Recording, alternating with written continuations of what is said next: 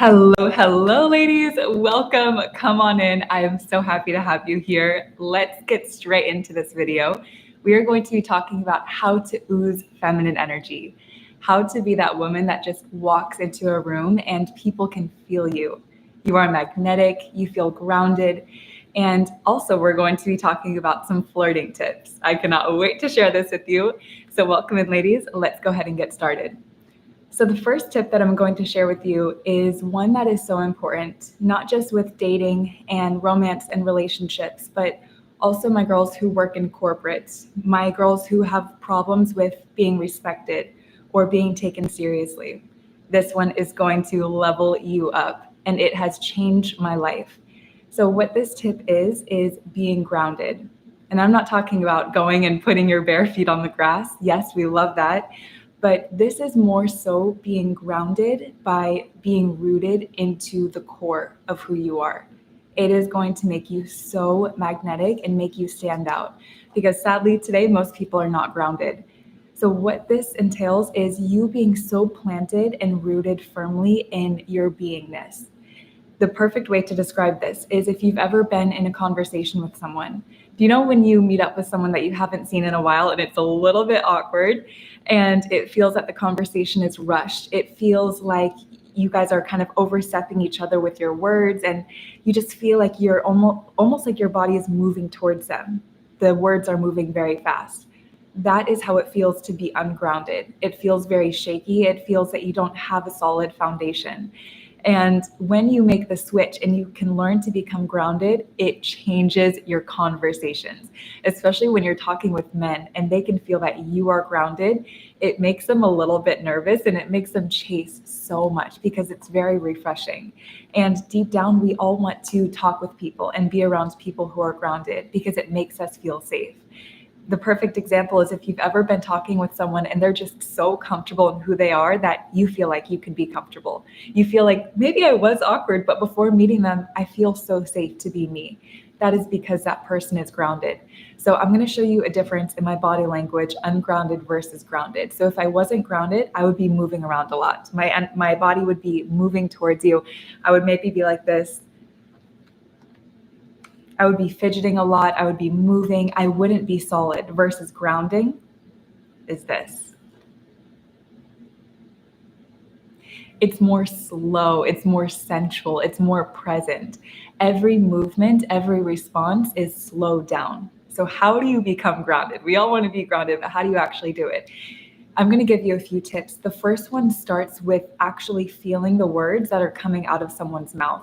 So for example, let's say that someone tells you that they used to live in Greece. How does that feel in your body when you process that sentence? For me, Greece is one of my favorite countries in the world. So for me, it would feel, wow, so exciting, so alive. They're so lucky that they got to live there. I would just think about the olive oil, how fresh it tasted, the ocean, how blue it was, how beautiful it felt, being at the retreat with the Glow Girls. So those emotions are going in my body as they are saying those words.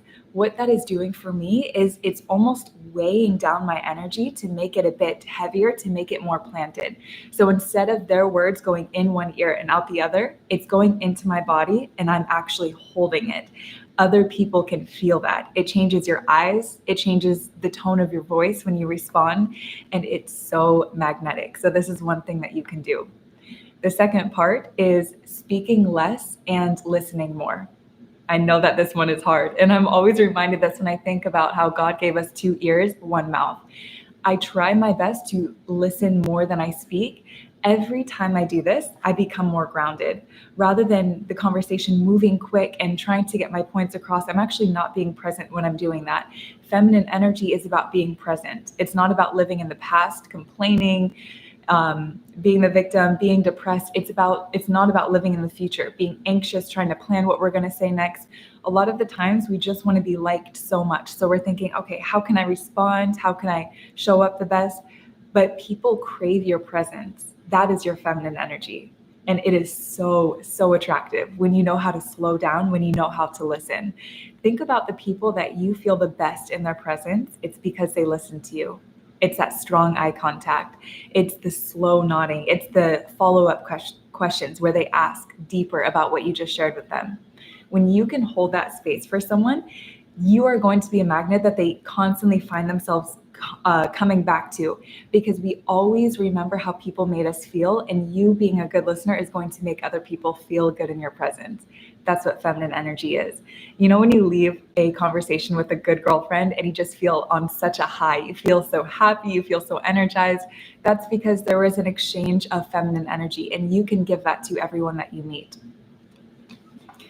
Another one, this one is actually my favorite, how to be grounded, is to physically plant your feet into the ground.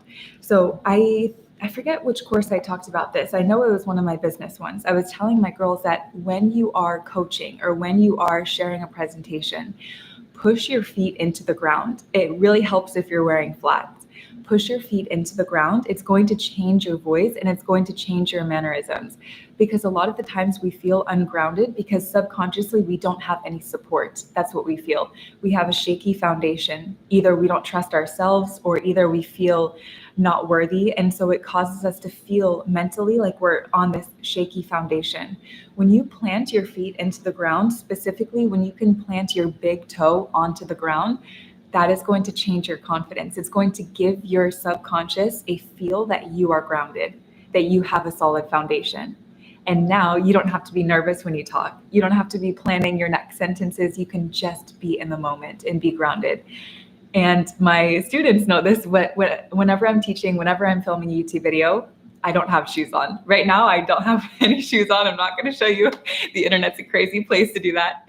But I don't have shoes on. When I host the retreats, the first 5 minutes I have heels on, and then I tell the girls, I'm like, this is how I teach, barefoot. And so they've seen me. I don't wear shoes. I don't really like wearing socks. When I can, I like my feet to be on the ground, because we've lost this touch with nature. We've lost the feeling of the surface against our feet. We always have something, whether it's socks or shoes, that's almost blocking us from being grounded energetically. And so I like to be barefoot. I feel like when I can actually feel the ground beneath me, I feel that I have that solid foundation. And what's really crazy about this is it started to change my voice. And I talk about this in my courses, how your voice changes based on the inner work that you are doing. Your voice, when it's grounded, it feels, I'm trying to think of the word to describe it. Okay, one of my best friends always says this. Whenever I send her a voice memo, she goes, Alexis, your voice sounds like honey. And it's because before I answer voice memos, I take time to ground myself so that I'm not just pouring all my energy onto my friends. We always send voice memos, and of course, we have so much to share, them living in the US and now that I'm living in Dubai. And so I ground myself before speaking. And whenever I do that, my friend says, your voice sounds like honey. And what I'm thinking a good representation of that is like liquid gold. Liquid gold. And actually, I love this, because another tip for being grounded is to imagine that you have this gold, like this gold pixie dust, we'll call it that is oozing throughout your body from your head to your toes. When you are grounded, there's a beautiful flow of this energy. You feel like everything is in balance. You feel confident in who you are. You're not self-conscious. You're just letting everything flow. You're releasing control. When that golden dust is able to flow through you from head to toe, you become grounded. But when you feel that you are trying to control a situation, or maybe you're moving really, really fast, or talking really fast, it's going to cut the flow of that gold dust, and it's not going to make you as magnetic. And so the key to your voice being grounded is feeling like you have this gold dust that's oozing from your head to your toes. When you start to imagine that this is happening, your brain starts to physically give your body those changes. That is why people always say, breathe, imagine a happy place when you're really stressed, because if you are visualizing a happy place, your brain is going to start to make your body feel that that's actually happening. All right, so this is number one, being grounded. It's going to really, really increase that magnetism and that feminine energy. I'm really excited to share number two, because this is more flirty. This is more of my flirt game that I'm going to share with you. And I don't think I've talked about this on YouTube before. So let me check into the chat. Hey, ladies, welcome. Any questions about being grounded before we move to the second one? Okay, here's a few tips for my business students and for my girls who are coaches or content creators. If you can have a drink like this, it's going to help you become grounded.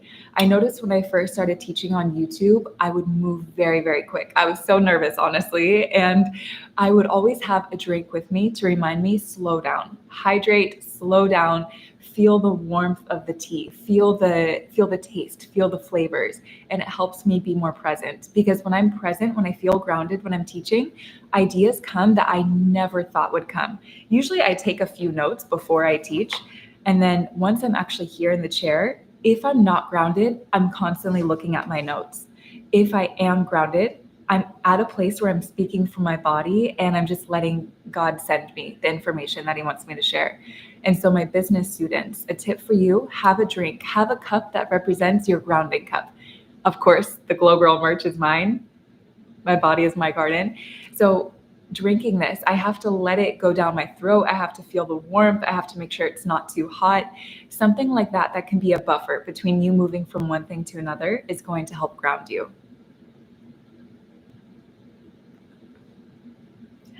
I'm from the Philippines. I was so glad I was able to watch you live. Welcome, girl. That is so cool. You're from the Philippines. Hello from Kenya. Love from South Africa. Hey, ladies. It is so good to have you here. Hey, gorgeous. Love from India. Oh, my girl. Welcome, welcome. Hello from Poland. Okay, beautiful question. How should your eye contact be when you're grounded? Okay, I'm going to share something with you. So, my eye contact is very, very strong because my mom taught me, when you look at someone or when someone is talking to you, you look them in the eye. And so I grew up looking at people in the eye all the time. However, there is, just like feminine, you can have too much feminine energy. If you don't have any masculine energy, how is your feminine energy going to be supported? How can you take action on the goals and the dreams that your feminine energy is inspiring? So I love to teach that you need about 80% feminine energy, 20% masculine energy. But this depends on you, of course. Same thing with your eye contact. I used to give 99% eye contact. Okay. It was borderline creepy, but that was just what I was taught. I had a boss when I worked at a juice bar. My boss told me, he was like, "You have very, very strong eye contact, Alexis." And it was kind of in a way that I thought, this isn't a good thing. So I asked, "Is it too much?" He goes, "Sometimes it is." I was like, oh my gosh. He was amazing though. I love him. We're still friends to this day. And I said, wow, no one's ever told me this before. I didn't realize it. He goes, "Sometimes I just feel intimidated." And I said, "Thank you so much for telling me this. I never knew." Thank God for honest people. And so I started playing with my eye contact after that. What I found is the best balance is about 80% of the time. When someone's talking to you, you look them in the eye. 20%, you're looking wherever it feels comfortable for you. I don't want this to feel calculated or planned. Just let it be natural, but also understand you don't have to look at someone in the eye 100%, especially if their nervous system is not as regulated, your eye contact is going to be very, very intimidating. And so a good balance is, majority of the time, look someone in the eye. On the other end of that, not looking at someone in the eye at all, it is rooted in low self-worth and low confidence. It's an inability to look at the portal to someone's soul and to open up that vulnerability. So if you struggle with eye contact, what I would say is practice being vulnerable. Brene Brown is the best when it comes to teaching about vulnerability. I would maybe read some of her books or listen to her podcast, but understand that vulnerability is what we are here to do. A lot of people are walking around with their hearts closed because they went through a heartbreak. They're scared to get taken advantage of or get their heart broken again. But that is closing off your energy and it's closing off your magnetism. How you move through the world as a woman in your feminine energy is with your heart open. If it gets broken, it gets broken. But the love that you felt because of the heartbreak, it's usually worth it. It's so important for you that you do not base your current circumstance, your current heart posture, based on how people in the past treated you. I see this a lot when I'm coaching, is that women will be so scared in their new relationship, or they will see their new partner the exact same way that their ex was. And that's not the case. No man on this earth can possibly be the exact same as someone else that you have dated. And so it's your job to heal those wounds. It's your job to do that inner work so that your heart can be open.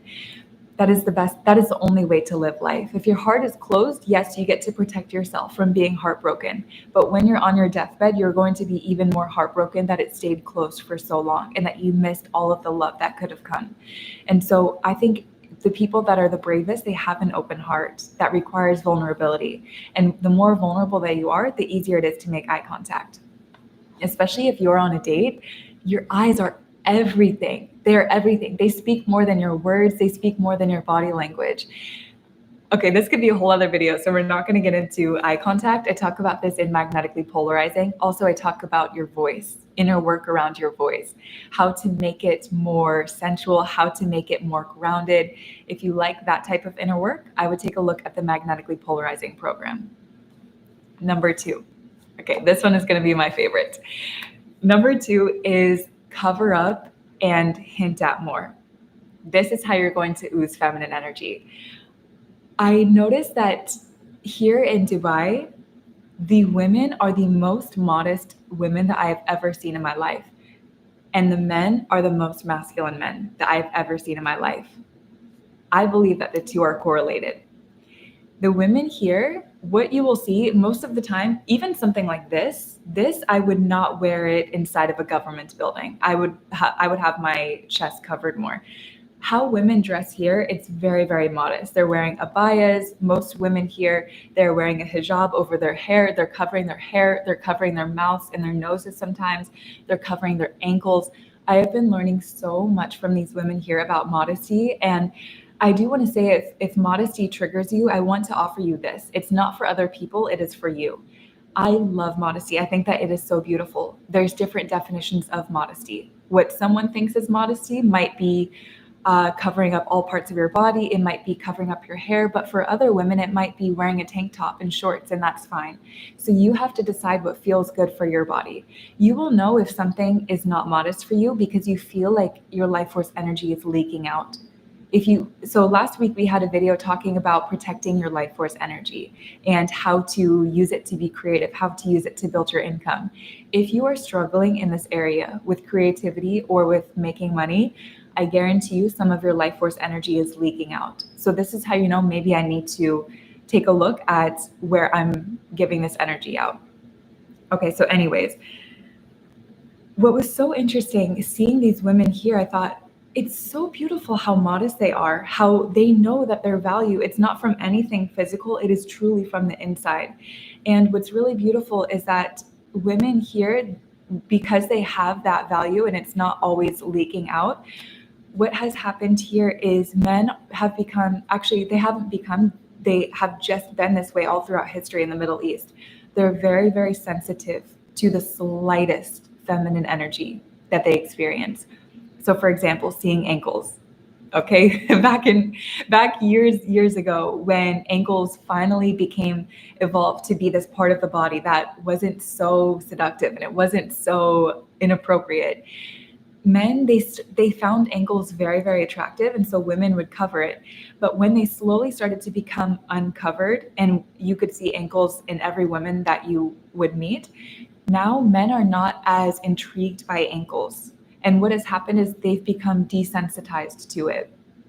So why I'm bringing this up is because in the US and in the UK, men are very, very desensitized.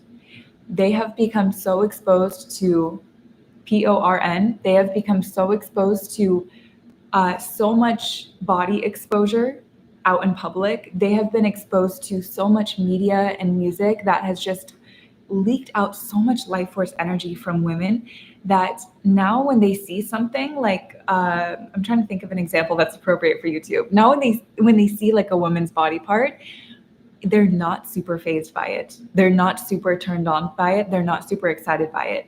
Whereas here in the Middle East, men go crazy over something like a neck or something like ankles. Just to give you an example, a man complimented my anklet the other day. So I have this gold anklet. I love anklets. I love dainty jewelry like that. And I thought, this is so interesting. a man has never complimented my anklet in the US before. It's because here they're still warming up to the idea of uh, certain feminine energy features being exposed. And so they become more wild, more masculine, more in the hunter energy because of that. What else did I want to say with this? I want to make a note that bigger and louder does not mean better. And in the US, we see that a lot. The bigger something is, the louder something is, like more jewelry, more makeup. Of course, do what your style feels is the best, but bigger is not always better. And I'm going to give you another example of this that might explain this better. So I talked about this in Magnetically Polarizing, how there's something that I noticed in the gym that happens that just blows my mind. It's always the women that their body is covered. They get the most attraction from men. They get the most glances, they get the most stared at. And I thought, this is so interesting. So I would always observe this in the gym. And I'm going to give you a gym outfit that I think is like, it is gold. If you want to ooze feminine energy, wear this. And I'm going to give you some like flirty tips on what to do with it. Wear this outfit and you will see what I mean. So the outfit is the Align Lululemon jacket. It doesn't have to be Lululemon, but do you know what I'm talking about? The tight Lululemon jacket where your arms are covered, it gets zipped up to here, and it's very, very form-fitting. And then with leggings or with joggers. Women who wear this type of outfit in the gym as opposed to maybe just a sports bra and shorter shorts, the women wearing the jacket and the leggings, what I would see when I would have observed this in the gym, men would always look at her. And it was that look like, I want it, but I know that I can't have it. So here's what I want you to do. I want you to practice with this. If you go to the gym, beautiful. If you go for a walk, also try this out. Wear this type of outfit where everything is covered. And notice how you feel different. Notice how the men approach you different. You are making them extra sensitive to your feminine energy. Here's what I want you to do. If you have a moment in the gym where maybe you get a little bit hot, maybe you need to take the jacket off, I want you to unzip the jacket a little bit, fan yourself like this, and zip it back up. Girl, you are going to make the men go crazy. I was talking about this in Magnetically Polarizing because what I would notice is when girls would wear sweatshirts in the gym, and then if they take it off and they're hot, maybe they have a t-shirt underneath, every man's eyes in the gym, they were glued to her.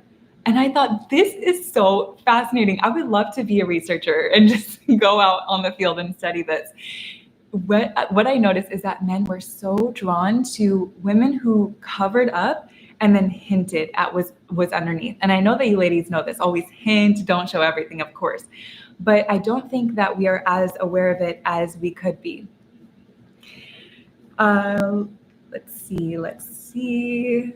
I know that I wanted to say something. Oh, yes. Okay. So this is so crazy too. Even with shows and episodes, do you notice how if you were a kid, if you grew up watching Disney Channel like I did, where they would only release a movie, like let's say High School Musical was coming out, or no, let's say Wizards of Waverly Place was coming out. You only got one new episode a week or a day. You had to wait the next day for the next episode to come out.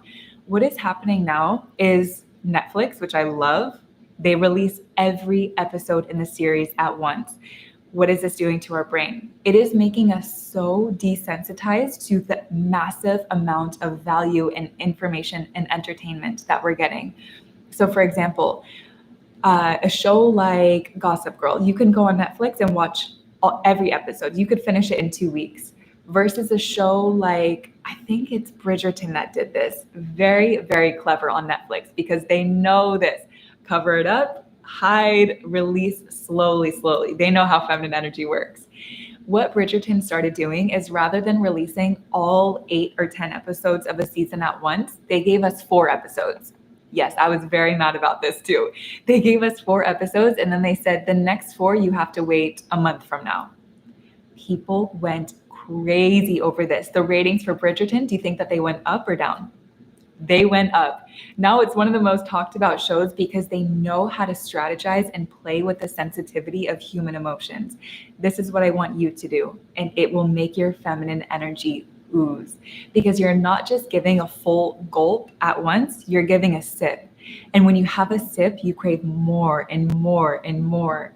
And it becomes an endless supply versus a gulp. You're like, I'm satisfied, I'm done. No, we don't want men to feel like this. We want them to feel like they are craving to have more and more of you. Okay, a bonus tip about the anklet. Speaking of my anklet, so this anklet that I'm wearing, it has a little A on it for Alexis. And the guy that complimented my anklet, when he said, I really like your anklet, this is how I responded. And this is like a bonus way of maybe a flirting tip of how to ooze feminine energy. So I could have just said thank you. I could have just received it. But I wanted to almost take the ball that he threw, that he threw, and throw it back at him. So this is what I responded. Thank you. It has an A on it. Is it for my name or for yours? His name began with an A also. And so when I said this, his expression, his eyes lit up, he sits back, he laughs, and he just shakes his head. And then we make eye contact and I leave. That to me is how you ooze feminine energy. It's not always just the simple thank you or, trying to play hard to get. It's sometimes giving men that ball, like throwing it back to them, being playful. That is how you ooze feminine energy. Just play with it. Nothing is really that serious. And then another tip that I have for you on this note, my girls who are in a committed relationship, let's say that you're married and you feel like, but he's already seen every part of me. Okay, here's what I want you to do. I want you to suddenly start walking around the house in a robe that covers your arms. It goes all the way down to your ankles. Yes, we're going to cover those ankles, okay? We're going to make it the 1800s in your house. So I want you to walk around the house in this robe and hold it a little tight to your body every time you pass by your husband. He's going to notice. He's going to be like, is she covering up something? Like, what is she doing? And the energy that I want you to give off is shyness. I want you to be shy. You know how you first were when you met your man? I want you to bring back that shyness with him. It's going to be a little exciting. So you're going to walk around. When maybe he comes, he tries to give you a kiss. Maybe you're like, I'm just feeling shy today. Or maybe he's like, why are you wearing this? Like, you usually walk around the house naked. Maybe you just say, I'm just feeling more shy today. What you are doing is you're resetting that sensitivity radar in him. So if he's used to always, you know how I was talking about in the US, men see everything there in media, on the streets. Okay. I used to live in Las Vegas. Everything is shown on the streets there. If men are so used to this, and now they come across a woman who's more shy, or they come across that feeling of, okay, I have to work to see what's underneath. Really, they just want to feel your energy underneath. Now it resets that radar for sensitivity. So even if you've been in a relationship for a while, you can still play around with this energy. You can still ooze that femininity. You can still make that mystery and intrigue come back alive. This is where the woman leads in the relationship a bit more. I love that quote that says, the man is the head, but the woman is the neck. You get to decide the direction of the relationship. You get to decide where the energy goes and how the relationship feels. So maybe you want the relationship to feel like he has to work harder to get you. Maybe you want to feel more mysterious or more shy. You can do this at any time. So I would play around with this if you're in a relationship. If you do this, please let me know. You can email me or write in the comments. Let me know how it goes, because I just love hearing this. It's so fun to play. And I think once we're in a relationship for a while, we forget how to play. This is how you ooze feminine energy. Bring back the play, bring back the mystery, bring back the modesty. And that is how you're going to ooze that feminine energy. All right, so that was number 2, cover up and hint at more.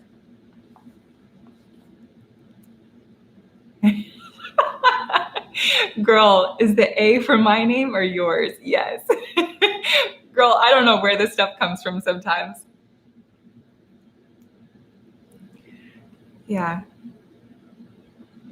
It is amazing to see so many great girls here. Girl, I agree. Every time I do these lives, I love you ladies.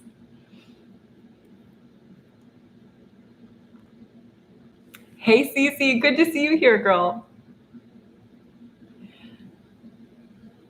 Okay.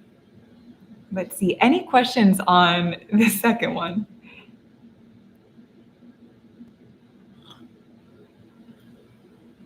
Okay, another little bonus tip too. Let me actually back up. A lot of women are scared to flirt because they feel that they will be the ones chasing. This used to be me. I would never make a comment like, is this A for me or for you? I would never make that because I'm like, no, that's giving him too much. But what I have learned over the years and through dating is that when you throw a ball and maybe you do switch to the chasing energy a little bit, you pull back immediately. That is going to be key. So what I've done is I could have kept talking with him, but think about it like this. You're building. When you make a comment like that, like a flirty one, you're very, very playful, you go from here to here. There's like a climax of the energy exchange between you two. Now he is going to want to stay here, but if you guys stay here, the climax is going to drop. What I want you to do is when the climax rises, when you give him a comment like that back and you give that playful flirtation, leave. Now, instead of engaging in conversation and the climax dropping, he remembers the climax and you guys stay here. His idea of you, his remembrance of how it felt to be around you is up here. So if you can, leave. End the conversation. I actually just got a download right now. I'm going to write this out real quick, ladies. There's something that I'm working on, and sometimes I just get random downloads like this. It's going to be for the Glow Girl community, so don't worry. So even with texting, what I want you to do is, this is so hard. This is why I teach that you have to practice discipline. Otherwise, you're not going to be able to do this one. When you are texting with a guy and things get really good, like things get really heated, or you just feel like there's good chemistry in that moment. Maybe there's a lot of playful banter and when texting just feels good, I want you to go ghost for 10 minutes to an hour. This is going to feel so unnatural and hard to do because, of course, things are going good. You want to text back. You don't want to lose that stream, right? But it's just like the analogy that I gave earlier with here, the slope. Imagine the slope. If you keep texting when things feel really, really good, it's going to drop here. It naturally just drops. Versus if you send him something in response to something really juicy he said, you send something juicy back, he's going to get that. He's going to be like, oh my gosh, okay, let me respond. Now he's waiting for your response. The feelings are here and you've gone and done your own thing. I don't want you to sit and like wait for his response for 10 minutes to an hour. No, actually go and do something because he will feel your energy. Do something that makes you feel good. Go for a walk, cook a meal, FaceTime a friend. Ignore your phone completely, let him go, then come back to it later. Because I'm trying to think of an analogy for this.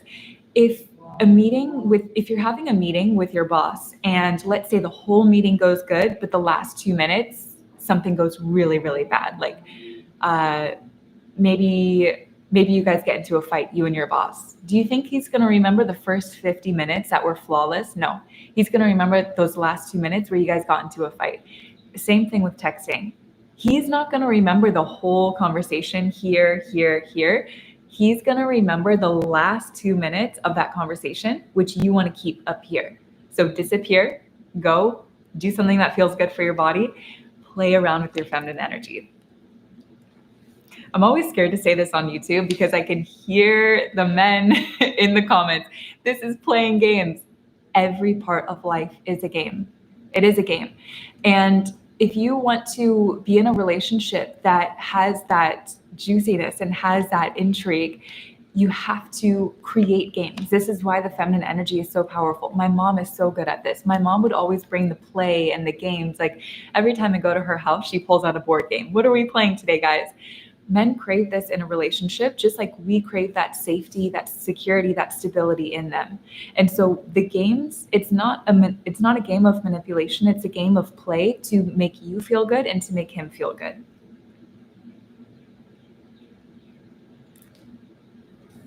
Yes. I feel like pants can be just as flirty. It's not the pants, girl. It's not the outfit. It's you in it. It's how you feel in it. So anything that I say, if I give you advice like wear a robe and play with that mystery and that intrigue around the house, it doesn't have to be a robe. It has to be something that makes you feel beautiful and sensual and covered and a bit shy, maybe a bit dark feminine energy also. So anything that I say, it's not so much the physical, it's how you feel in it. I get questions all the time. Alexis, is weightlifting masculine? Is running marathons masculine? No. It's, does this make your body feel good? If the answer is yes, that is feminine energy. Is it you performing to try to get a certain outcome? Then that is not feminine energy. If you're doing Pilates because you want to look feminine, that is not feminine energy.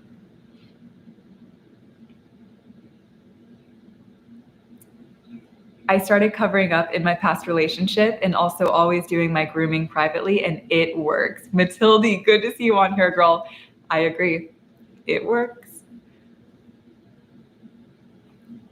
I feel like I need to learn how to text. Yeah, I really want to do a whole class on this. This is why I do not give my YouTube to guys, because I don't want them hearing these conversations on here. They'll be like, wait, that's what she was doing? I'm thinking of a specific conversation. Ladies, just give me 1 second. I'm trying to see if I can share this or not. I learn the best through examples, so I'm trying to see if I can share this example. Let's see. This is true. Today I was more in my feminine energy thanks to you, and my man was crazy about me. Diana, I love this for you, girl. And thank you so much.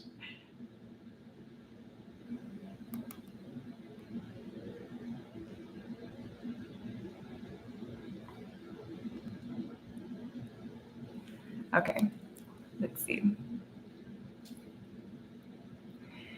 I'm not sure how much I should smile at men because I don't want to energetically give too much of myself, but I also don't want to be so closed off that I block my blessings. Beautiful. Okay, this question I actually wish that I would have answered on the last live stream where I'm talking about protecting your life force. Beautiful. So how do you balance smiling at men versus protecting your life force energy and not just leaking that out? It's kind of like intuitive eating. I know, weird example for comparison, but it's kind of like intuitive eating. You know, when you are eating on a very strict routine and schedule, maybe you're training for a competition or something for fitness, notice how everything is very planned and very structured, right? Well, versus when you're intuitively eating, you wake up and you think, what is it that my body is craving? Okay, I'm in my luteal phase. I'm craving something like dark chocolate. I'm craving something salty and crunchy, something to counteract these raging hormones so that I can have that dopamine reset. So when you can eat intuitively and you're not so hard on your body, I can't believe I ate this, or no, I can't eat this. Now you are eating in a way that feels good for your body and it feels natural. You don't go overboard with it. I noticed this. So in the modeling industry, there's a lot of restrictive eating. And my friends and I would talk about this when I was in it, how it's so easy to binge eat when you're constantly restricting because you go, no, I can't have this. I'm not allowed to have this. If that's how you picture smiling at men or sharing your life force energy, it's going to leak out actually, and it's not going to feel natural when you do decide to share it. Versus when you can do it intuitively, when you trust that your body will guide you, the right moment to smile, the right moment to eat that food. That is going to be the best thing that you can do for your body. It's very natural. You don't go overboard with it. When I'm eating intuitively and I listen to my body, like earlier I said, should I make my hot cacao drink or should I make a peppermint tea? My body said we need something lighter, not so sugary and heavy. So I listened and I made a peppermint tea. If I'm walking in the street and my body feels danger with a man, or I feel like he is more of a predator, I'm not going to smile at him. Versus if there's a man that I find attractive and I feel safe with him and it just feels natural, maybe I'll give him a smile. So you have to, it's not even about knowing when to smile or when not to, it's knowing how to trust your body, because your body will intuitively tell you what to do.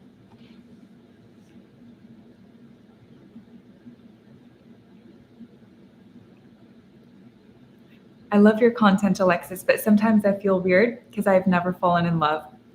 That is not weird at all. In fact, you are in the most exciting place of your life, girl.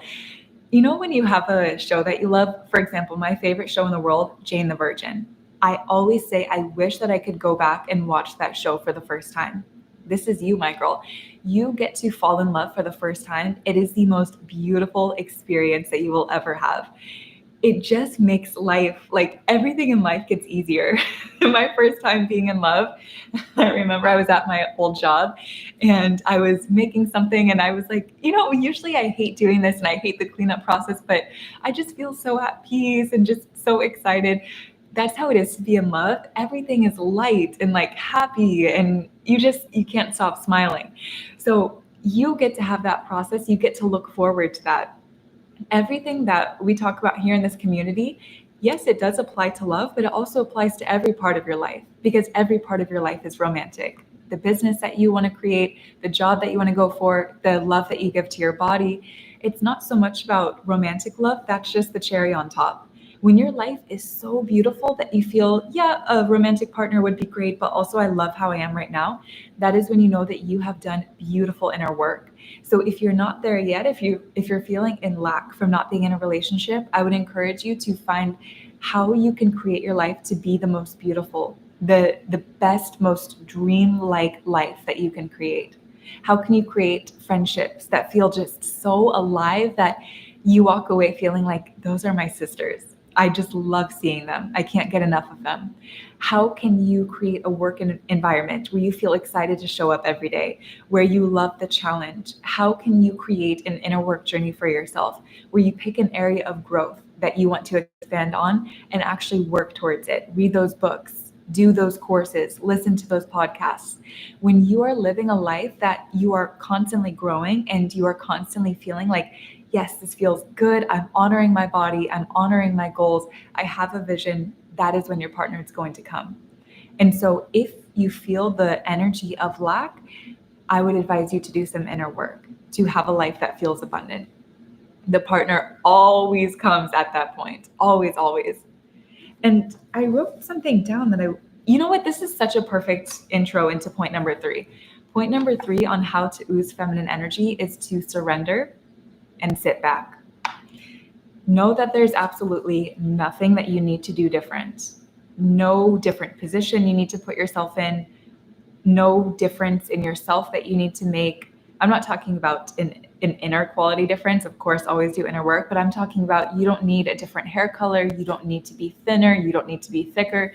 You don't need the plastic surgery. You don't need to sit in a hotel bar and mingle with men. You need to do what feels good for your body. You need to position yourself in a place that is truly in alignment with you. So an example of this, a lot of dating coaches will say, go and sit in a hotel bar, go to a car event, because that's where you're going to meet high value masculine men, right? This advice, it never sat right with me.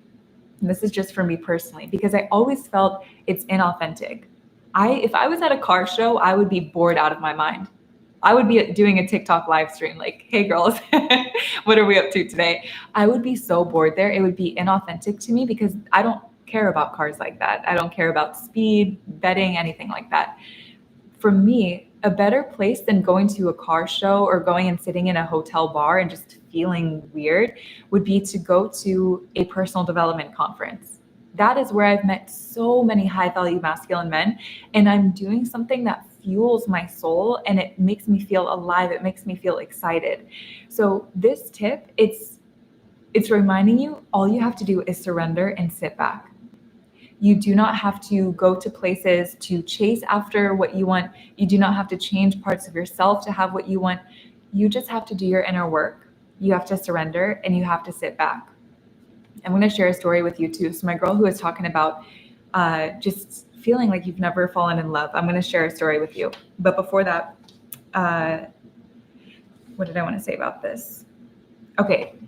Before that, I wanted to say too that God, he always would tell me this one thing. He would always say, you don't have to change anything, Alexis. You just have to trust me. And he has proven it again and again. I used to be so much in my chasing energy. This is why I even discovered feminine energy. Because when I was in college, I would constantly chase after. I would chase after love. I would chase after being chosen, all of this. I had a lot of inner work to do. When I discovered feminine energy, what I started to realize was that why am I chasing when I should be attracting, when I should be grounded in who I am, following what makes me feel alive, makes me feel excited. And when I'm on that path, whatever is meant for me, it will come. But if I'm doing the chasing, I'm jumping off the path that's meant for me, and I'm never going to meet what God has for me. I'm going to be here jumping in the bushes and in the trees. I'm going to be out in the wilderness. I've jumped off that bridge. Stay on the bridge by surrendering and trusting God. He's got it all figured out. Every time I forget this, I'm reminded very clearly of this. The way he works things out, I always send voice memos to my sister and my mom and my friends. I'm like, guys, you will never believe what just happened. The way that God places you, his perfect timing, like, do you know that trend that's going on right now of the butterfly effect? I just think this is crazy how it's not the butterfly effect. It's God saying, I'm putting you in the perfect place at the perfect time. I want you to have this, my daughter.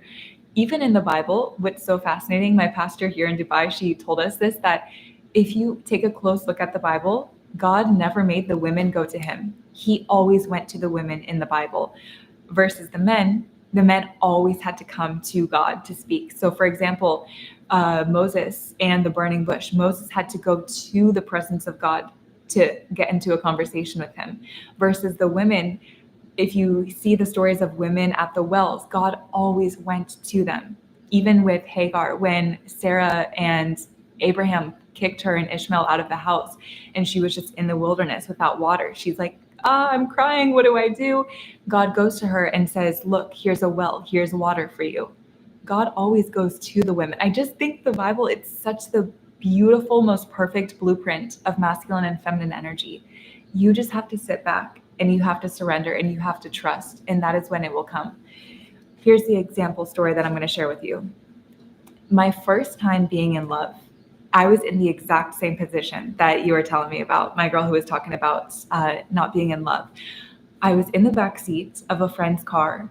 Her partner was driving. She was in the passenger seat. And I remember thinking, I so desperately want to know what it's like to be in love. I had never experienced it before. And I see them holding hands and they have their inside jokes. And I'm just in the back seat crying, like, you know, the silent cry where if they turn, they're like, oh, look at that. I'd be like, oh, yeah, cool. I would just like, the tears were just coming out. I was like, God, you know that I want this so bad. Where is he? Why is he not here yet? I've done everything. Like, I've been working on myself. I've been seeking after you, but he's not here.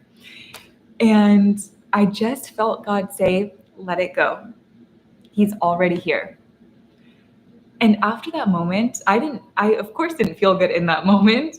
I remember I stopped crying. I was like, you know what? I'm done. I'm done chasing love. I'm done wanting it. What do you think happened 3 weeks later? I meet the first man that I ever fell in love with.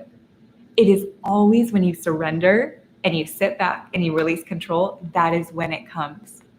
If you are in the energy of lack, how can you receive your match? How can you receive your partner? He is going to see you and he's going to go, well, she's in the lack energy. She believes that she doesn't have it, that it's not for her. So I must not be for her. Whatever you desire, you have to let it go and trust that it is already here, because it is. So surrender and sit back. That is how you're going to ooze feminine energy. People can feel this. They can feel when you've just surrendered and released control. They can also feel when you're trying. So I know this because I've seen it in myself. I know that I've done this. You know, when you try to make yourself visible to someone, this was me back in my chasing love era. You try to walk on a certain path or like be at the same place, the same time they are. People know, I promise you. And if you are chasing it, it's already running from you. So I want you to remember that.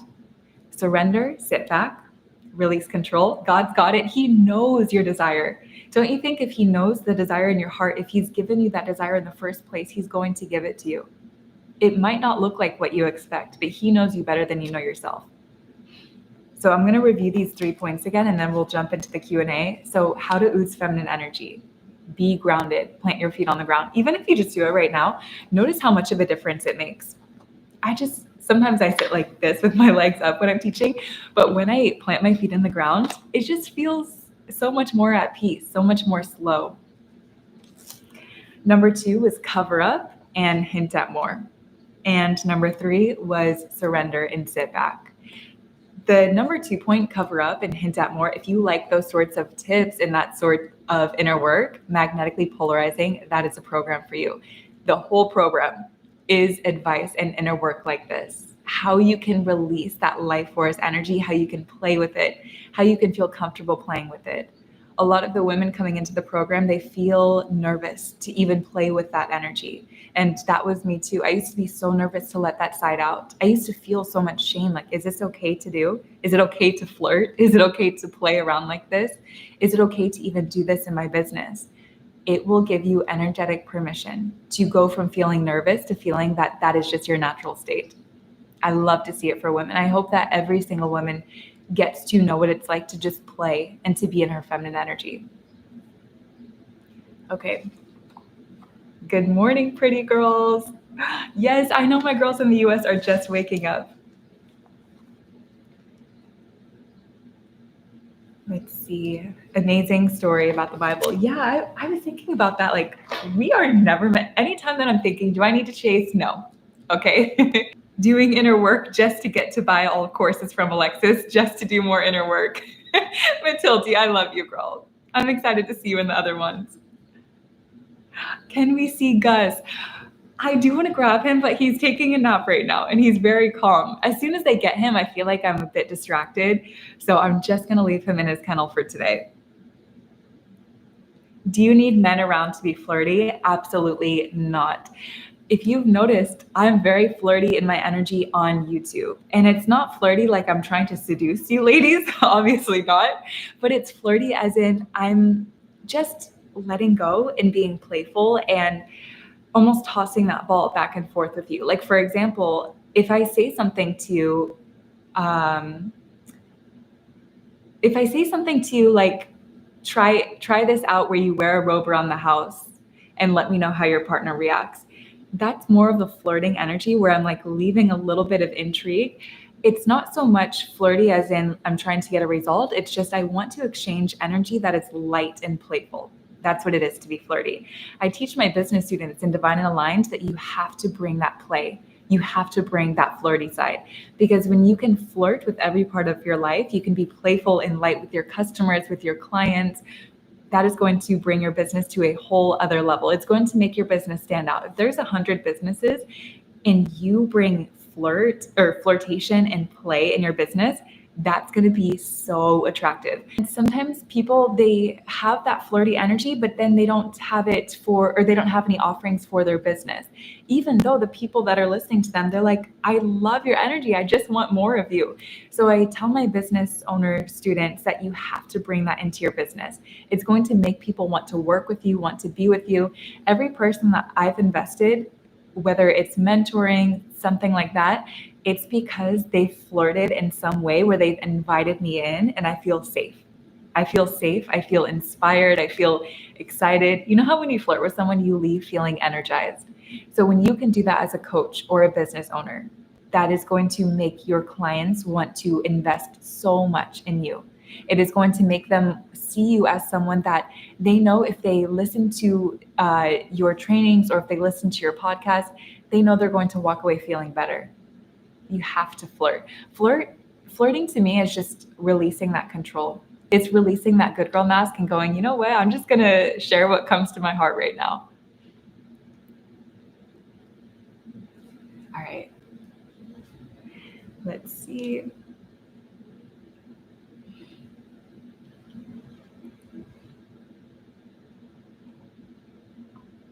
Okay. I'm dating this man at the moment and he is not very flirty. I used to prove myself in my thoughts. Now I'm just bored and disinterested. Maybe you're bored and disinterested in him, girl. And maybe that's that. Maybe he is not matching your level of flirtation because he's not comfortable with flirting himself.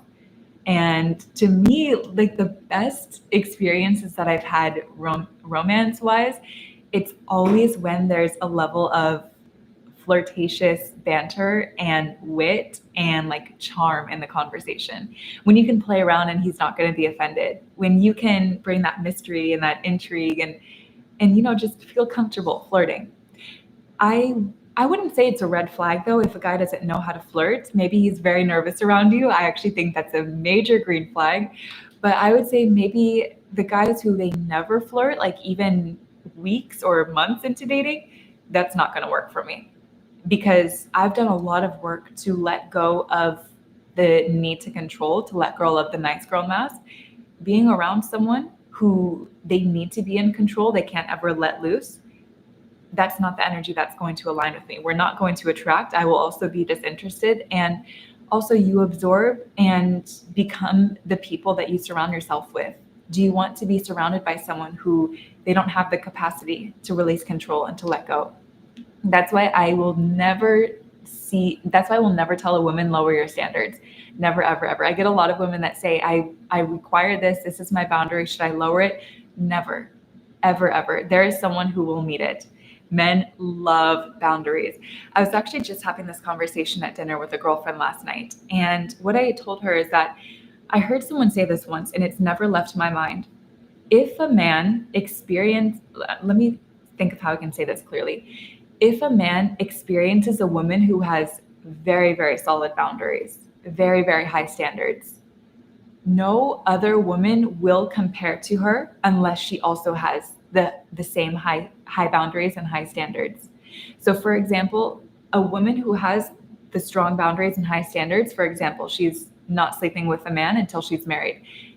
That will always be the ultimate level of attraction to him. The higher the standard, the higher the attraction, because what it signals is deep-rooted self-worth.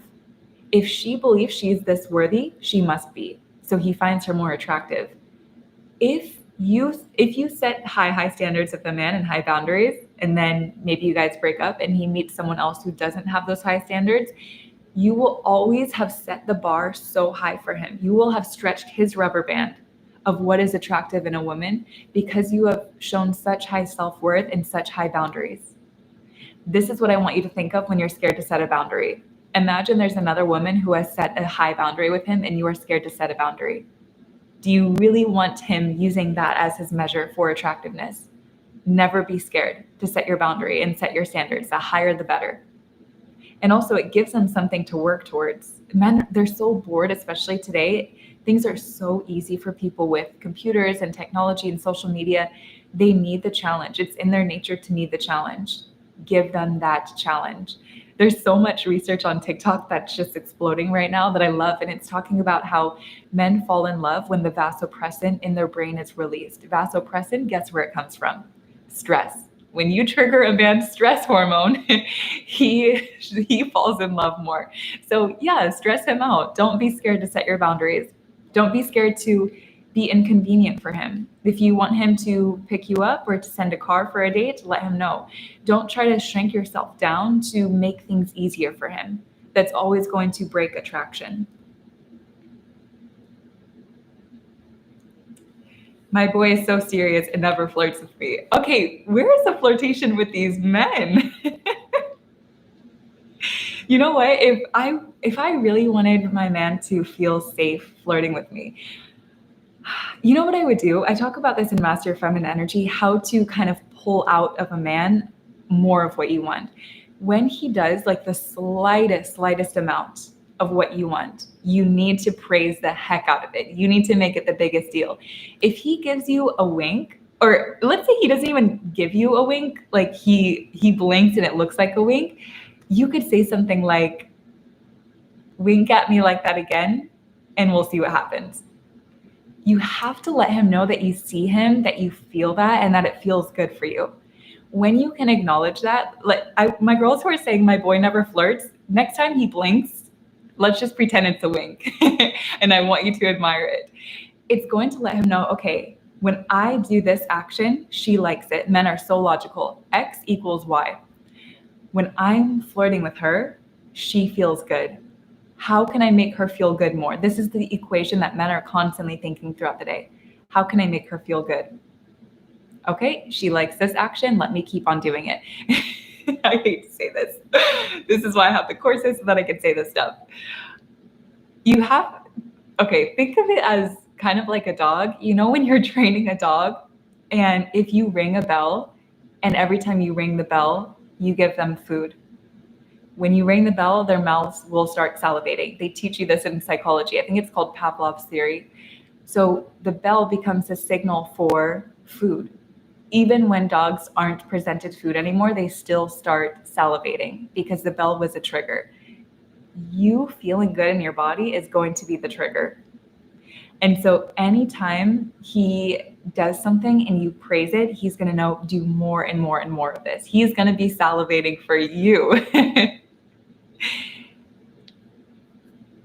This live stream has turned into a whole other live stream, and I'm so here for this.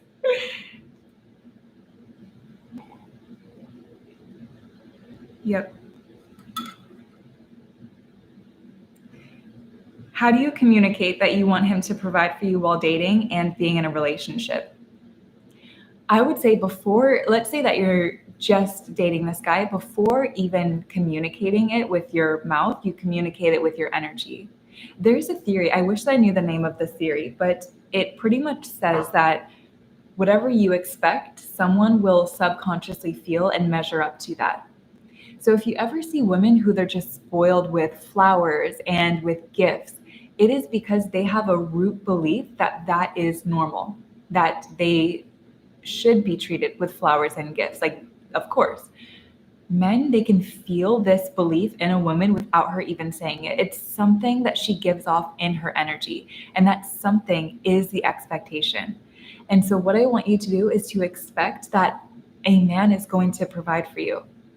Expect, and there was a question on the last live stream, how to feel comfortable with knowing.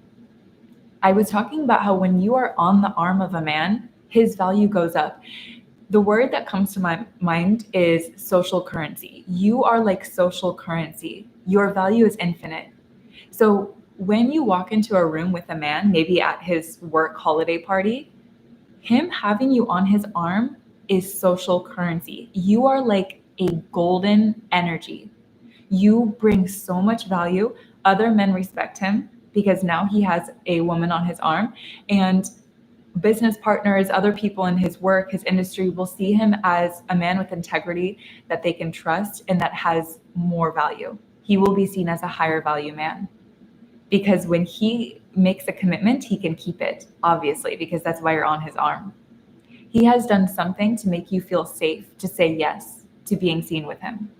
You have to remember how powerful your presence is, and that will give you the ability to even know that you deserve to be provided for. You also have to know that it's in men's nature to provide. My girlfriend and I last night, we were also talking about this, and I was telling her that men, they have to provide for someone. And what's really heartbreaking, you see this a lot in the US, is men, if they're married and they have a side chick, a lot of the times they are providing for the side chick. They're paying for tuition, they're paying her apartment bills, for her car. And when I was researching this, I would always think, why is this happening? Like, I can't understand. He has a wife and kids. This wounded masculine man, what is he doing?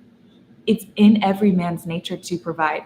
If he's not providing for someone, for one woman, he's going to provide for another woman.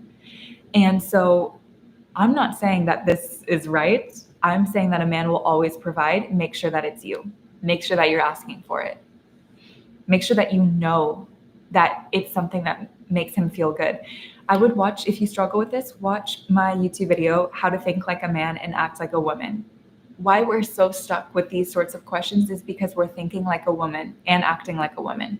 It's better when you think like a man, because when you think like a man, when you can step outside of your mind and step into the mind of a man, what you see is providing, ding, ding, ding. It rings off feel-good alarms in their brain. Versus for you, if you're providing, it's like alert.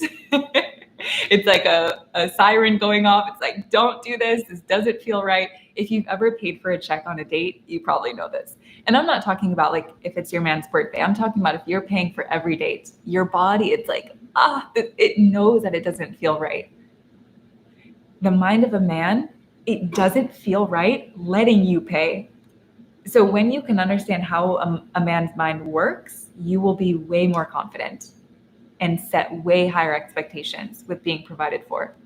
And maybe write out what would feel good for you to be provided for. There's a lot of advice on the internet, people saying he needs to pay your car, he needs to pay your tuition, he needs to pay for everything. What feels good for you? Maybe it's He provides, when you guys go out on dates, he pays for all the dates. And maybe if you want to pay for activities, like, I don't know what feels good for you. Maybe it's never pulling out your wallet in his presence. You have to know what feels good for you, what is comfortable for you. And that will only come from you, nothing that anyone can say online.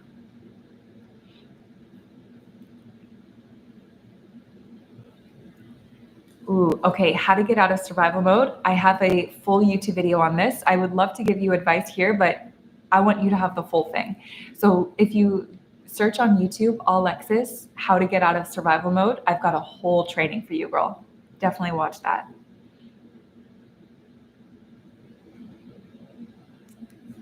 Yes, in my country, it's kind of embarrassing to flirt. I've heard this. What really blew my mind when I first started coaching, I would work with women all around the world, and they would tell me things that I would be like, what? Like, I've never heard of this before. And yes, I would say adjust it to where you're living for sure. Flirting here in Dubai, the way that I flirt here is way different than if I'm in Spain, if I'm in the US, because it's way more open, it's way more romantic there. Here, you cannot do PDA, like you cannot really kiss in public. So it's just a bit more toned down, but I would say know the right moments to flirt, the right moments to be more mysterious and hold it back. Hold it back, store it up, and then you can release it later.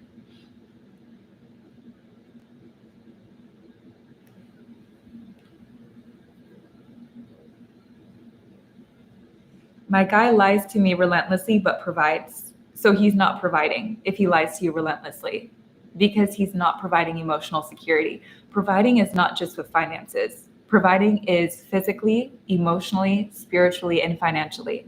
If your body is going into survival mode because it cannot trust him, if he's moving you from your heart, flowing, peace, feeling safe, to your head, worrying, trying to put pieces of the story together, he has actually taken from you. Like, you're providing for him. So any man that is lying to you relentlessly, you're providing for him. You've got to cut that. Maybe it starts with setting a boundary in the relationship, or maybe the boundary is walking away altogether. How to inspire him to understand honesty is important by not tolerating lying, by getting the ick from it. The next time you see it, that you catch a lie, I would say, if I was actually in that moment, I would say, okay, I just need some time. Goodbye. I probably would not talk to him again. Because if he's lying now, it's just going to get worse later. That's a character trait that he has to do the inner work to understand. He has to have that integrity. You cannot teach him integrity. You can embody integrity, and that will inspire him. But why would you want to teach someone something that is the basic level? You deserve someone who already has integrity and is still working on other areas of their inner work. That is my honest truth with that.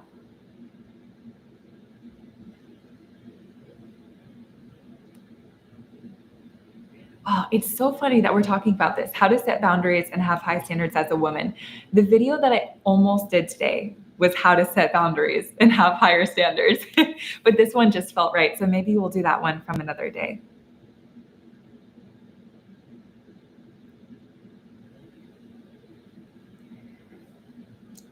A girlfriend of mine has crossed my boundaries several times, but I feel bad about ending the friendship because she is in a pretty bad place mentally, and I'm her only close friend. So the first thing that comes to my mind is you allowing the disrespect and the boundary crossing is actually hurting her. So where you may think that staying in her life and letting her walk all over you is helping her, it's actually hurting her, because now she's being taught that she can break promises and boundaries to other people, and it's teaching her that she can do that to herself. It's teaching her that other people will allow that too. If you want to set her up for success, you cannot tolerate the breaking of boundaries, because now it's teaching her it's okay to do that with other people. Imagine she carries that into her romantic relationship. That's not going to do her a lot of good. I understand it's very hard when it's a close friend and when someone's in a tough spot. If someone's in a tough spot, maybe the answer is distance. Maybe you're not as available. Maybe you don't give as much of your energy.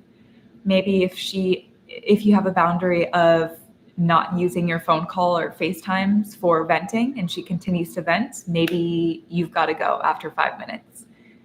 And maybe every time my boundary has been crossed in a friendship with a woman, I've cut it off.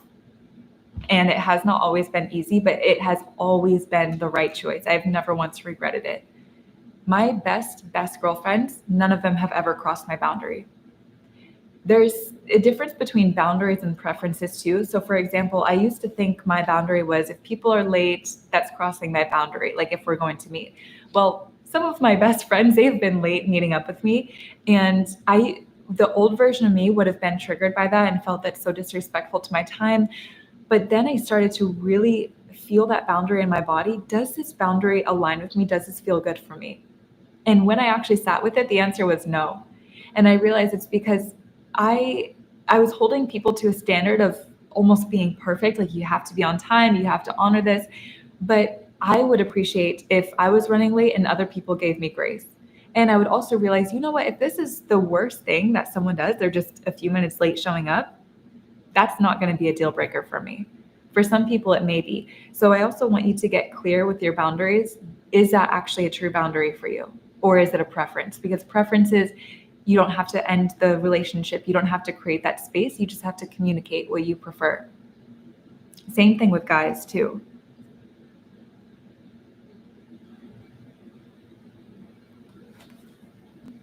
Okay.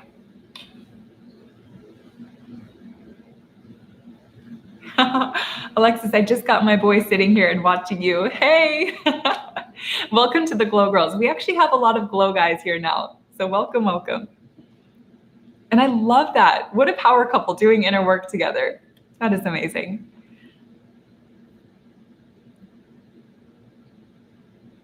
Let's see. If you are struggling to make good quality girlfriends, kind of like what I said, the dating advice on meeting high value, high quality men, go to places that truly align with you, where you can grow and where you can learn. So I'll give you two examples. One is a personal development conference, maybe a retreat. What I love is the Glow Girls from the retreats last year. A lot of them are close friends to this day. They traveled from their home country, went to a random country like Greece, and they did deep inner work together. We're there for 3 days. We're together all day. We're doing this inner work. We're crying, we're laughing, we're learning, we're stretching. I'm doing things with them that pushes them out of their comfort zone. When you do that with other women, it really, really bonds you. If you can go to a retreat, if you can go to an inner work conference, if you can be a part of a course, meet women like this, any inner work that you can do with other women, I guarantee you some of your best friends are in there. So go to places that align with you where you can grow. Another example would be something like, I'm trying to think of where I've met my best friends here. Okay, my close girlfriends here in Dubai, I've met them at church and I've met them going for walks. This is crazy. My girlfriend that I was having dinner with last night, how we met was in our neighborhood. We were both going for a walk one day. We see each other. We kind of smile and walk away. Then we go our separate ways. We see each other in the grocery store again. I go up to her and I say, I love your workout outfit. She goes, I was going to tell you the same. We start talking and we exchange numbers and now we're close friends. So that is how you meet high quality women. It's living your life and positioning yourself in places that you would naturally go anyways. Would you go for a walk on a beautiful Sunday morning? Would it be joining a dance class? Maybe it's a cooking class, or maybe it's something more to do with inner work and personal development. People that are growing their minds, they're probably going to be some of the greatest friends that you will ever have.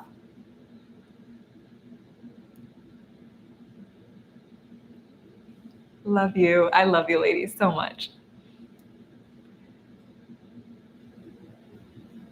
Okay. Which one of your courses will be the best to find your vocation? I want to focus on helping people, but don't know in what way. Divine and Aligned, hands down.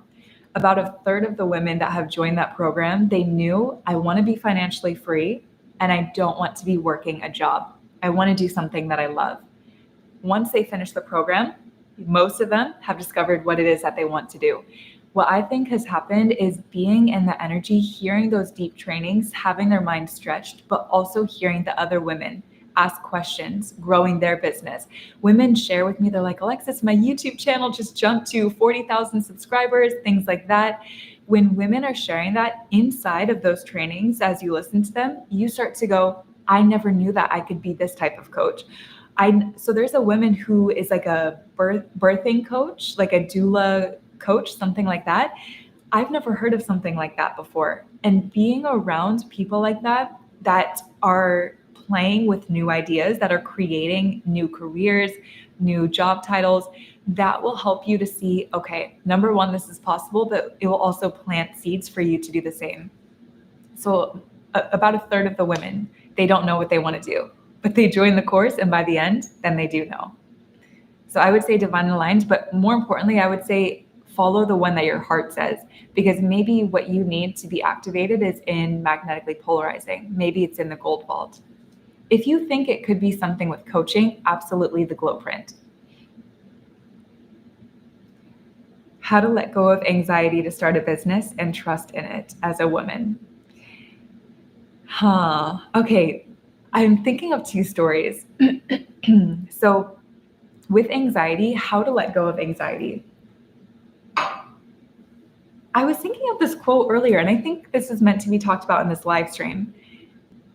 You are going to fail at this is supposed to be motivational. You are going to fail at something in your life. You're human. Wouldn't you rather it be something that you took a huge risk and a huge leap for, rather than something that was just a little baby stretch? So for example, maybe you want to start a TikTok account. I get a lot of questions. I want to start a TikTok or a YouTube channel, but I'm so scared what my family, what my friends, what my current followers on TikTok or Instagram will think. This is such a block. And here's why this is so unimportant and causing so much unnecessary anxiety.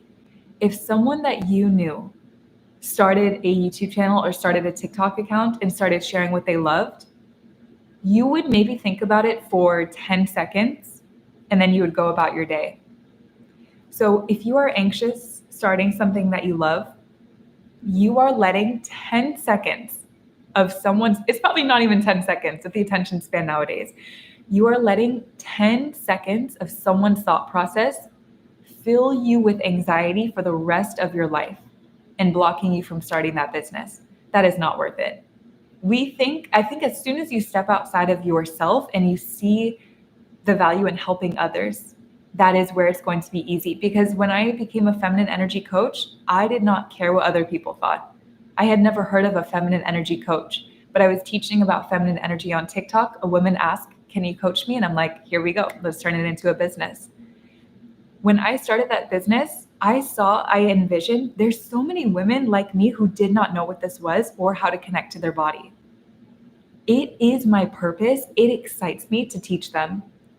My family members, my friends, even my coworkers at the time, when I would go to work in the restaurant at night, when I first started my TikTok account, the girls would make fun of me. They would say, are you trying to be a TikToker? Or what is this that you're talking about or teaching? I did not care. I don't know what came over me, but I really think it's because I saw the results of working with women one-on-one, teaching this on TikTok, seeing the account grow, seeing women's relationships, their lives change. When I saw that my purpose was helping other people and adding more value to their life, the anxiety went away. Caring for other people's opinions went away. Take the focus off you, put it on the people that you're helping, and you will not have a fear of other people's opinions.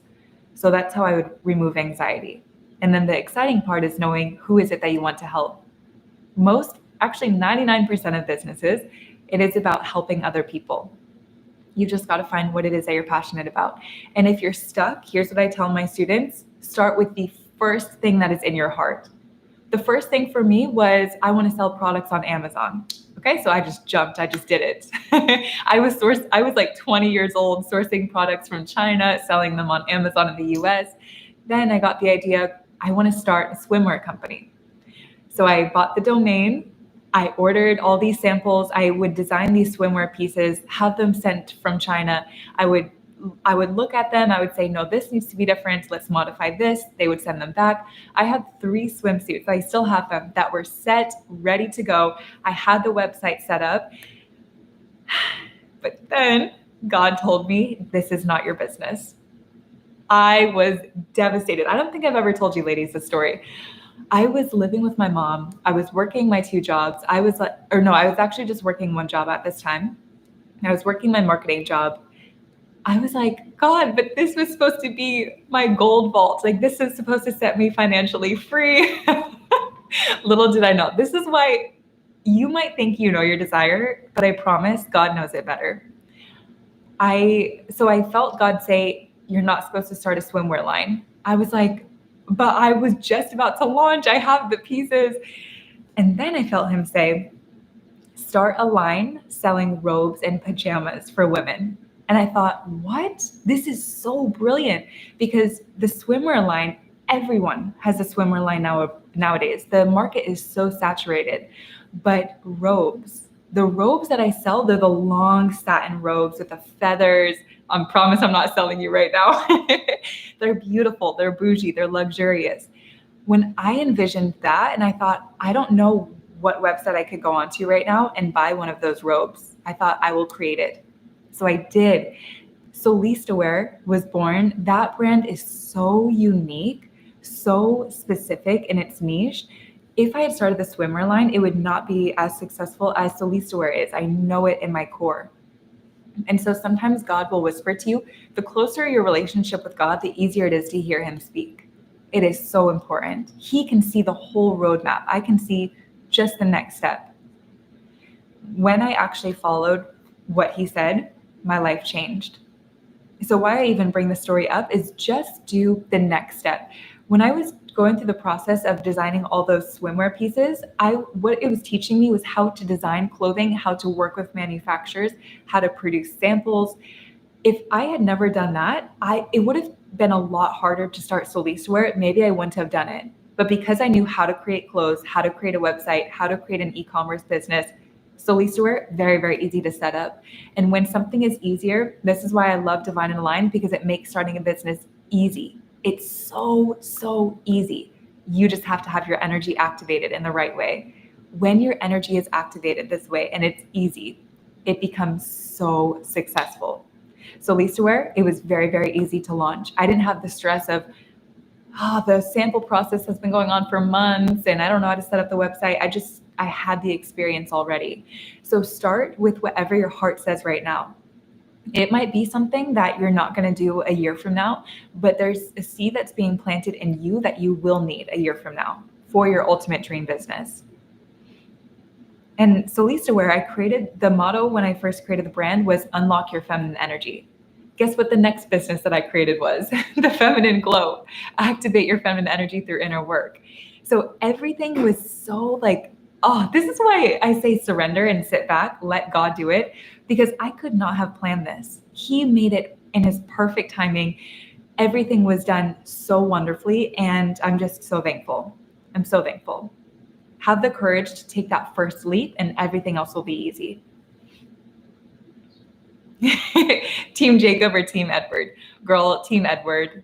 I was always Team Edward. Like, I would have a t-shirt with him on it.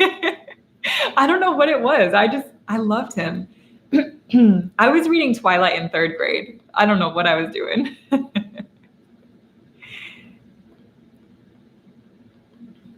Thank you so much for answering. Girl, it is my pleasure. I'm happy to be with you ladies. Okay. Ladies, I'm going to go play with Gus now and get my Friday night started. Thank you so much for joining me today. Please share with me. I really, really want to hear how these tips work for you and how they change your flirtation, your dating game. Please, please share it with me. Thank you so much for being here, and I cannot wait to see you in the next video. Bye, ladies. I'll see you soon.